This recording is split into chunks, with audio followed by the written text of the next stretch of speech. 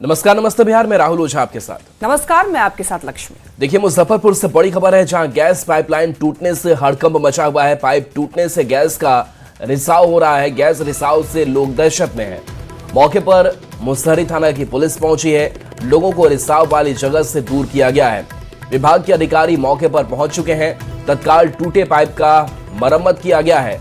मुसहरी थाना क्षेत्र के रहुआ आपुश गांव की घटना सामने आई है। तो मुजफ्फरपुर से ये बड़ी खबर, जहां गैस पाइपलाइन टूटने से हड़कंप मचा है। ये तस्वीर उस जगह की जहां ये पाइपलाइन टूटा है और यहां से बताया जा रहा है कि गैस का रिसाव हो रहा है। हालांकि तुरंत मरम्मत का काम किया गया है, लेकिन ये परमानेंट सॉल्यूशन नहीं है। बताया जा रहा है कि इसमें वक्त लगेगा, लेकिन सवाल कई है कि आखिर ये पाइप टूटा कैसे? क्या कोई लापरवाही हुई, मेंटेनेंस में कोई गड़बड़ी हुई, या फिर इस पर किसी ने ध्यान नहीं दिया?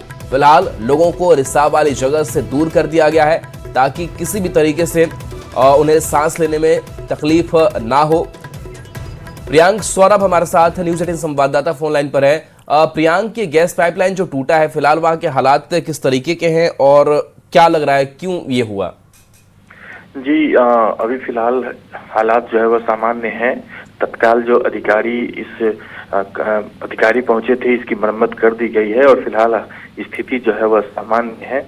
वो बताया जाता है कि अक्सर ऐसी घटनाएं हुई हैं कि कभी गाड़ी या फिर किसी कारण से जो पाइपलाइन है वह टूट जाती है, जिसकी वजह से ऐसे हालात उत्पन्न हो जाते हैं। और कुछ ऐसा ही हुआ था, गैस रिस रहा था, जिसकी वजह से वहां पे हड़कंप मच गया है।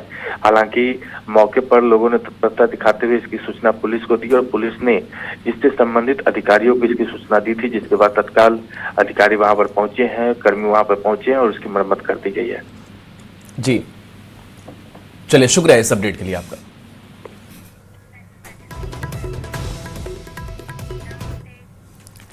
क्या सीएम नीतीश के बेटे निशांत कुमार की सियासत में एंट्री की तैयारी पूरी हो गई है? जेडीयू के दिग्गज नेता निशांत की राजनीति में आने की बात कह रहे हैं। बिहार में राज्यसभा चुनाव की उम्मीदवारी से ठीक पहले निशांत को लेकर बड़े नेताओं के बयान से इस बात की चर्चा भी तेज हो गई है। क्या निशांत राज्यसभा जाएंगे?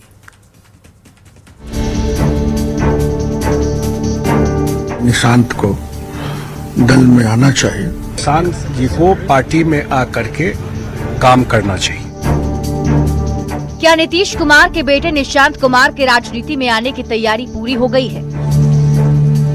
बिहार में राज्यसभा चुनाव की उम्मीदवारी से ठीक पहले संजय झा ने निशांत के राजनीति में आने की बात कही, तो जेडीयू के राष्ट्रीय महासचिव भगवान सिंह कुशवाहा का भी यही कहना है कि निशांत को जल्द से जल्द राजनीति में आना चाहिए। निशांत जी को पार्टी में आकर के काम करना चाहिए। ये सबकी भावना है, हम सबकी भावना है कि निशांत जी को आके पार्टी में काम करना चाहिए। वो लोग की इच्छा है कि निशांत को दल में आना चाहिए, और दल में आना चाहिए तो उनको राज्यसभा भेजना चाहिए। बिहार में राज्यसभा चुनाव होने हैं। राज्यसभा चुनाव से ठीक पहले निशांत के सियासत में आने को लेकर एक बार फिर से बहस तेज हो गई है। अब सवाल है कि निशांत आखिरकार कब राजनीति में कदम रखेंगे? क्या निशांत की सियासी एंट्री की पटकथा तैयार है? निशांत कुमार के राजनीति में आने की तैयारी हो गई है? न्यूज 18 के लिए पटना से आनंद अमृतराज की रिपोर्ट।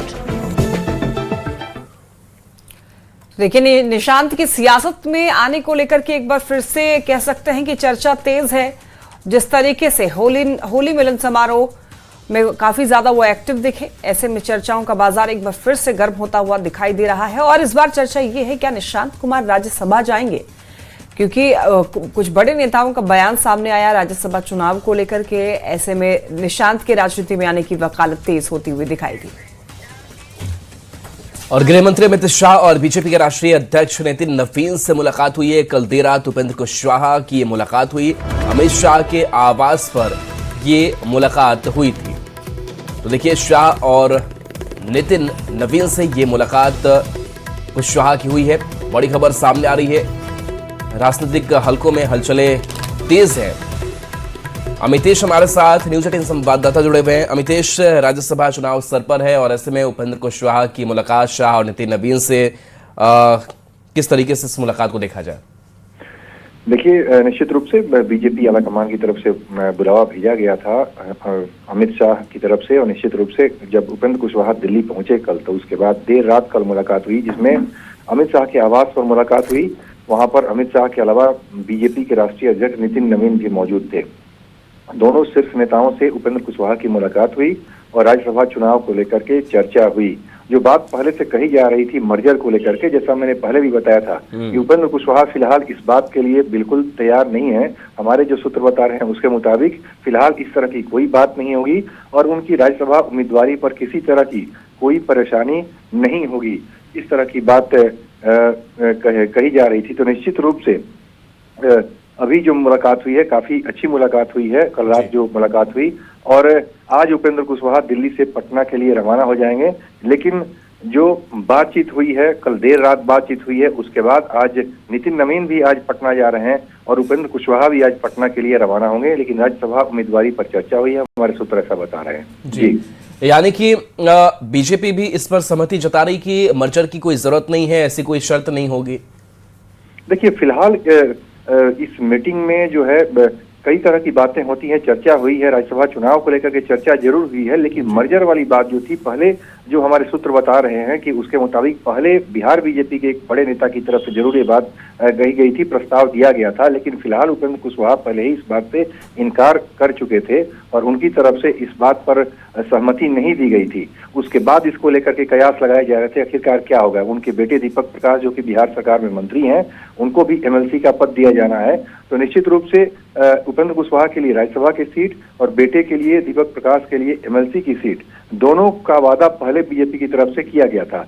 उस वादे के मुताबिक उपेंद्र कुशवाहा यही चाहते थे कि उनके अपने सिंबल पर, यानी आरएलएम के सिंबल पे ही वो राज्यसभा जाए और उसी सिंबल पर उनके बेटे दीपक प्रकाश भी एमएलसी जाए। ऐसा पहले से बीजेपी से डील हुई थी, वादा हुआ था विधानसभा चुनाव के पहले। और हमारे सूत्र बता रहे हैं कि कल की मुलाकात काफी अच्छी मुलाकात हुई है और इसमें किसी तरह की कोई अड़चन होती नहीं दिख रही है। जी, चलिए, शुक्रिया अमितेश इस अपडेट के लिए आपका। उपेंद्र कुशवाहा क्या फिर राज्यसभा जाएंगे? अगर वो राज्यसभा जाएंगे तो उसकी शर्त क्या होगी? ये सवाल इसलिए उठ रहे हैं क्योंकि सूत्रों के हवाले से खबर है कि बीजेपी ने उपेंद्र कुशवाहा को राज्यसभा भेजने के लिए उनकी पार्टी के बीजेपी में मर्जर का प्रस्ताव रखा है। वैसे बड़ा सवाल यही है कि क्या बीजेपी के प्रस्ताव को मानेंगे? देखिए इस रिपोर्ट में।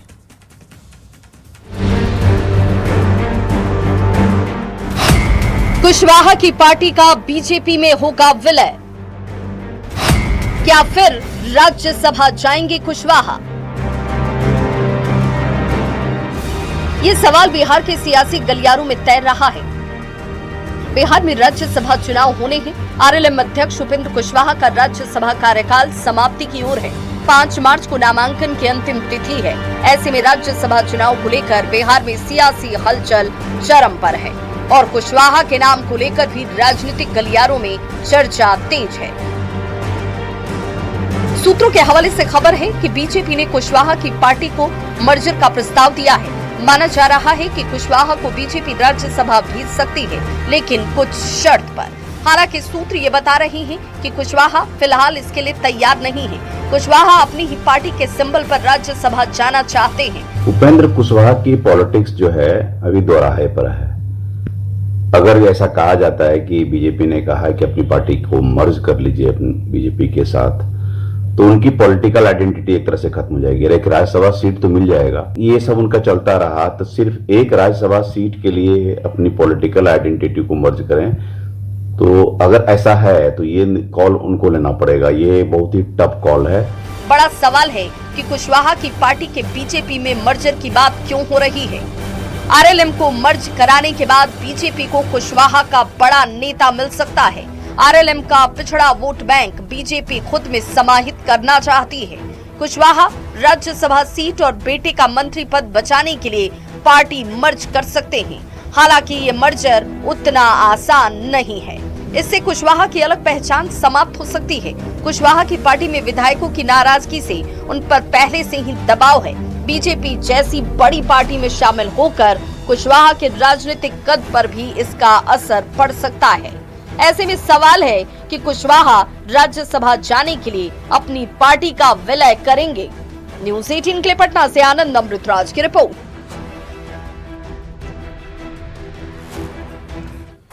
बीजेपी के राष्ट्रीय अध्यक्ष नितिन नवीन आज पटना आ रहे हैं। नितिन नवीन 2 दिवसीय यात्रा पर पटना आएंगे। उनके इस दौरे को लेकर संगठनात्मक और राजनीतिक दोनों ही दृष्टि से महत्वपूर्ण माना जा रहा है। लगभग 10:40 पर नितिन नवीन पटना एयरपोर्ट पहुंचेंगे। पटना में ही नितिन नवीन होली मनाएंगे। राजा बाजार, बांकीपुर सहित अन्य जगहों पर होने वाले होली कार्यक्रम में शामिल होंगे। पटना महानगर भाजपा द्वारा आयोजित होली मिलन समारोह में नितिन नवीन मुख्य अतिथि के रूप में शामिल होंगे। बिहार बीजेपी प्रदेश अध्यक्ष संजय सरावगी, सम्राट चौधरी, विजय सिन्हा और बिहार बीजेपी के कई बड़े नेता शामिल होंगे। यह कार्यक्रम दीघा विधानसभा क्षेत्र अंतर्गत चटखारा ग्राउंड में आयोजित किया गया है। इस कार्यक्रम में पटना साहिब, कुम्हरार, बांकीपुर और दीघा विधानसभा क्षेत्र के प्रमुख पदाधिकारी, मोर्चा अध्यक्ष बड़ी संख्या में शामिल होंगे। तो देखिए, नितिन नवीन आज पटना पहुंच रहे हैं और पटना पहुंचने के साथ साथ ये 2 दिवसीय दौरा जो है वो बेहद ही महत्वपूर्ण। और अब बात नीट छात्रा संवेदना के मौत मामले की। संवेदना केस में कोर्ट में सुनवाई हुई और कोर्ट ने सुनवाई के दौरान सीबीआई को कड़ी फटकार लगाई। तो पीड़िता के परिवार ने जांच अधिकारियों पर सबूतों से छेड़छाड़ करने के आरोप में मुकदमा दर्ज करके कानूनी कार्रवाई की मांग की है। कोर्ट ने शंभू गर्ल्स हॉस्टल के मालिक मनीष रंजन को भी जमानत देने से इनकार कर दिया है। देखिए रिपोर्ट। नीट छात्रा केस में कोर्ट का रुख सख्त। जांच अधिकारियों ने सबूतों से छेड़छाड़ किया। कोर्ट ने लगाई सीबीआई को कड़ी फटकार।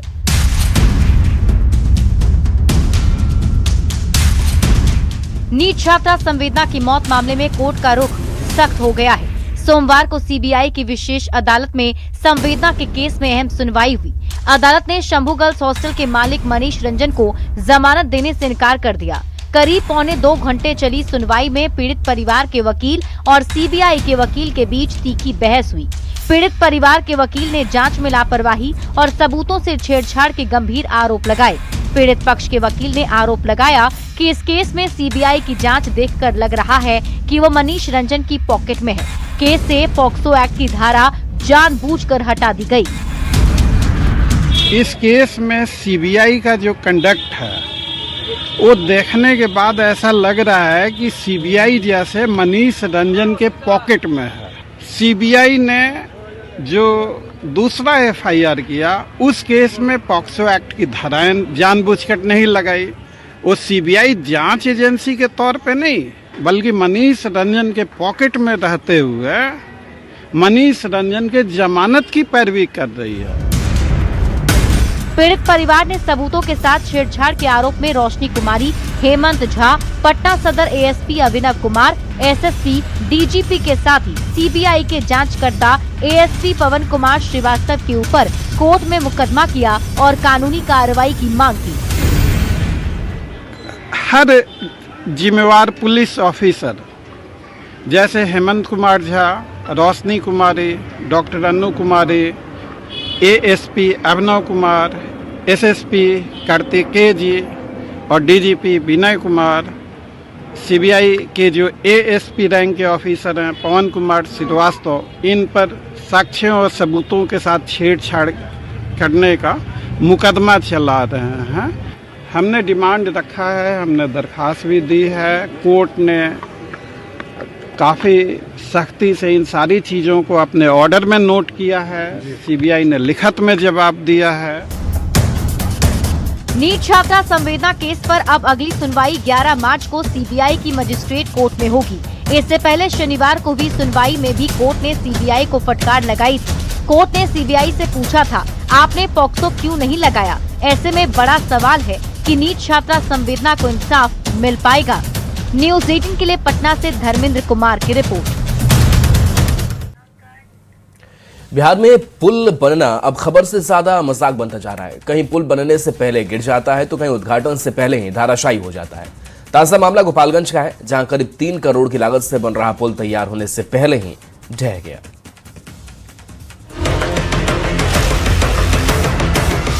गोपालगंज के सिधवलिया प्रखंड के गंगवा गांव में घोघारी नदी पर बन रहा आरसीसी पुल ढलाई के दौरान अचानक से ढह गया। करीब 2 करोड़ 89 लाख की लागत से बन रहे इस पुल का एक हिस्सा निर्माण के दौरान ही धराशायी हो गया, जिसके बाद निर्माण कार्य की गुणवत्ता पर गंभीर सवाल खड़े हो गए। हालांकि राहत की बात ये रही कि इस हादसे में किसी की जान नहीं गई। बताया जाता है कि करीब 29 मीटर लंबे इस पुल का निर्माण मोतिहारी की बापूधाम कंस्ट्रक्शन कंपनी कर रही थी, लेकिन पुल के स्लैब का एक हिस्सा निर्माण पूरा होने से पहले ही गिर गया। पुल निर्माण हो रहा था जी, पुल गिरा है ना? जी गिर गया है। उसमें कोई मजदूर भी दबा है? नहीं, एक भी नहीं दबा, सब सेफ है। सब सेफ है जी, 10 के 10 सेफ है। आज ढलाई हो रहा था क्या? जी, आज ढलाई हो रहा था, मिट्टी दबने के कारण उसे टीम बैठ गया। मामले की जानकारी मिलते ही गोपालगंज के डीएम पवन कुमार सिन्हा ने घटनास्थल का जायजा लिया। डीएम ने साफ कहा कि इस मामले में सिर्फ निर्माण कंपनी ही नहीं बल्कि विभाग के दोषी इंजीनियर और अधिकारियों पर भी कार्रवाई होगी। टीम बनाई है जिसमें कि जो इंजीनियर चीफ इंजीनियर हैं WRD के, उनको अध्यक्ष बनाया है, और इसके अलावा BCD के एक्जीक्यूटिव इंजीनियर और LAO के एक्जीक्यूटिव इंजीनियर के मेंबर होंगे। इनके द्वारा एक इस पूरे मामले की स्वतंत्र जांच कराई जाएगी तथा पुल के गिरने के कारणों की समीक्षा की जाएगी। बार बार पुलों का गिरना एक गंभीर विषय है। इस हादसे ने कई गंभीर सवाल खड़े कर दिए। सवाल ये कि बनते बनते पुल आखिर कैसे गिर गया? निर्माण में क्या बड़ी लापरवाही हुई? घटिया निर्माण सामग्री का इस्तेमाल क्यों हुआ? गुणवत्ता जांच में क्या लापरवाही की गई और दोषियों के खिलाफ सख्त कार्रवाई कब होगी? फिलहाल जिला प्रशासन इस मामले की जांच में जुटा है। अब देखना होगा कि जांच रिपोर्ट में किन लोगों की जिम्मेदारी तय होती है और कब तक इन पर कार्रवाई की जाती है। जांच करेंगे और जांच के बाद इस पूरे मामले में कार्रवाई करने की बात कही गई है। गोविंद कुमार, न्यूज़ 18 गोपालगंज। तो खबर गोपालगंज से, जहां पर घोघारी नदी पर निर्माणाधीन पुल गिरने के मामले में देखिए बड़ा प्रशासनिक एक्शन लिया गया है। डीएम पवन कुमार सिन्हा की जांच रिपोर्ट के आधार पर ग्रामीण कार्य विभाग ने कार्यपालक अभियंता, सहायक अभियंता और कनीय अभियंता को निलंबित कर दिया है। साथ ही निर्माण कार्य कर रही मोतिहारी की बापूधाम कंपनी को पूरे बिहार में ब्लैकलिस्ट कर दिया गया है। गंगवा गांव में 2 करोड़ 89 लाख की लागत से 29 मीटर लंबा पुल बनाया जा रहा था, जिसका लक्ष्य 6 मार्च 2026 तय था। कंक्रीट की गुणवत्ता जांच के लिए नमूने लैब भेजे गए हैं। द्वारा यह स्पष्ट तौर पर बताया गया कि साइट पे जो हमारे ए और जे नहीं के बराबर आते थे, कार्यपालक अभियंता का भी भ्रमण नहीं के बराबर था, और इन सभी तीन की अनुपस्थिति में पूरी ढलाई का कार्य और शटरिंग का कार्य चल रहा था।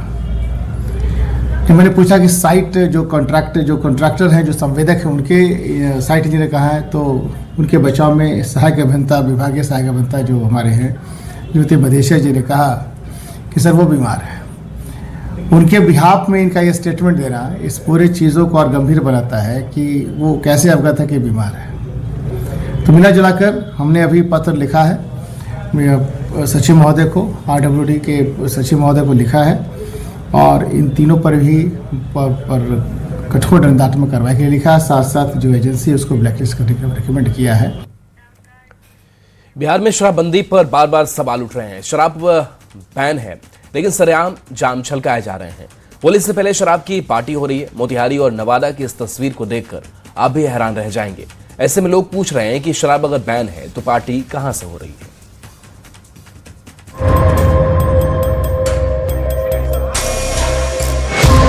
बिहार देश का वो राज्य जहां शराबबंदी है, लेकिन शराब पार्टी भी है। और ये शराबबंदी कोई नई नहीं बल्कि पिछले 10 सालों से है। लेकिन हर बार शराबबंदी कानून के उल्लंघन की तस्वीरें सामने आती रहती हैं।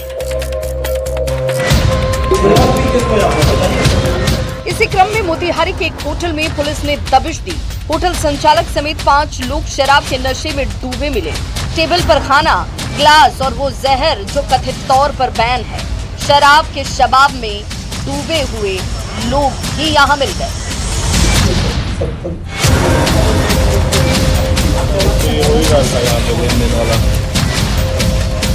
होली से पहले पुलिस का ये एक्शन दिखाता है कि त्योहारों के आसपास ऐसे उल्लंघन बढ़ जाते हैं। पुलिस ने होटल संचालक समेत सभी को हिरासत में लिया और आगे की कार्रवाई में जुट गई है।